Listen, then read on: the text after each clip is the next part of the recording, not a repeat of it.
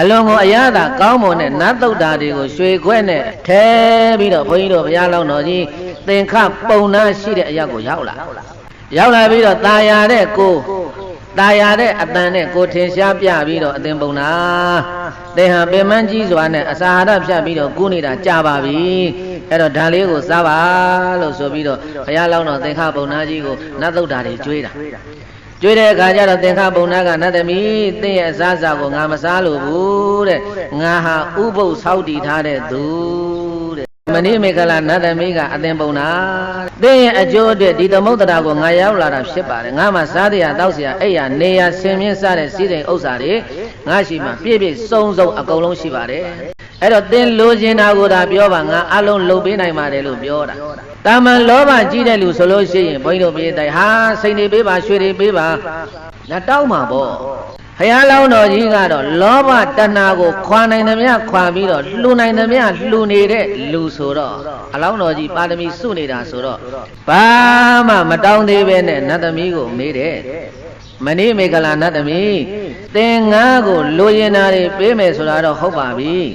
ငါကိုဘာကြောင့်စည်းစိမ်ဥစ္စာတွေကိုလာပေးနေရတာလေဒါကတော့ပုံနာကြီးရဲ့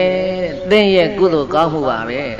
ဟာငါလုပ်ခဲ့တဲ့ကုသိုလ်ကောင်းမှုတွေကအများကြီးပဲတနေ့ကို6သိန်းကုန်ကြီးလူခဲ့တာပဲဘယ်ကုသိုလ်ကထက်ထက်မြဲမြဲရှိလို့လေဘယ်ကုသိုလ်ကမြန်ပို့ပြီးထူးခြားလာလို့လေ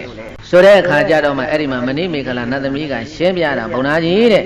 သင်ဟာခုခီးထွက်လာတဲ့အခါတုန်းကပြစ္ဆေကဗုဒ္ဓတပါးကိုသင်စည်းထားတဲ့ဖဏနဲ့ဆောင်းလာတဲ့ထီးကိုပေးလူခဲ့ဘူးတဲ့ကိုယ့်ရဲ့ခေါင်းမူချေပူတာကိုဂယုမဆိုင်ပဲနဲ့ပြစ္ဆေကဗုဒ္ဓရဲ့ချမ်းသာမှုကိုသာရှင်းရှုပြီးလှူဒန်းခဲ့တဲ့ဒါနအကျိုးဆက်ပါပဲဒါကြောင့်သင်လိုချင်တာရှိတာကိုသာတောင်းပါစီဝါဥစ္စာဆိုတာအသက်ရှင်နေရှာလို့ရပါတယ်တဲ့ဒါကြောင့်မို့လို့နတ်သမီးရဲ့တဲ့သင်္ကားကို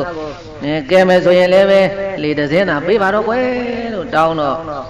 သင်္ခပုံနာရဲ့စကားကိုမဏိမေခလာနတ်သမီးကအလွန်ကိုသဘောကျသွားတယ်ပရိသတ်ကြီး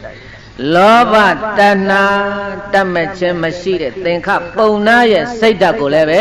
နတ်သမီးကအလွန်ကိုလေးစားသွားတယ်တဲ့ဒါနဲ့ချက်ချင်းပဲယရနာ9ပါးနဲ့ပြုလုပ်ထားတဲ့လေသင်္ဘောတစ်စင်းကိုဖန်ဆင်းလိုက်ပါတယ်အဲ့ဒီလေသင်္ဘောဟာအလျာရှိဥဒ္ဒဘအနံလေးဥဒ္ဒဘအစောက်ကတာ200ရှိတယ်တဲ့လေးရင်တိုင်းကဗရမညာနဲ့လှုပ်ထားတာကျိုးတွေကရွှေကျိုးငွေကျိုးရွက်ကငွေပြားတွေနဲ့ခတ်ပြီးတော့ပြုလုပ်ထားတာထိုးဝါတို့တက်မတို့ကတော့ရွှေတွေနဲ့တခါတည်းပြုလုပ်ပေးလိုက်တယ်တဲ့ဘုရားလောင်းတော်နဲ့ညီတော်အနန္ဒာအလောင်း2ယောက်ဆရာတပည့်2ယောက်လုံးကိုယရနာလေးပေါ်မှာတင်ပြီးတော့ဘုန်းကြီးတို့ပြည့်တိုင်းနေချင်းပဲမောလိနီပြည်ကိုမဏိမေခလာနတ်သမီးကအဲ့ဒါတကိုးနဲ့တခါတည်းရောက်အောင်ပို့တာ